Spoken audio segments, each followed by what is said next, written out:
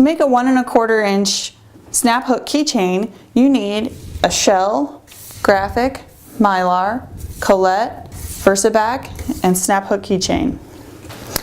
Start with the pickup die facing you. Insert the shell into the pickup die, smooth side up. The graphic goes on top of the shell. The mylar goes on top of the graphic. Rotate the die table around. Insert the colette into the crimp die, sharp side up. And pull the handle all the way down. Lift the handle back up. Rotate the die table around. Pull the handle down a second time. Lift the handle back up.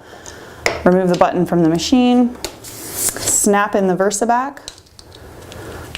And attach the snap hook keychain.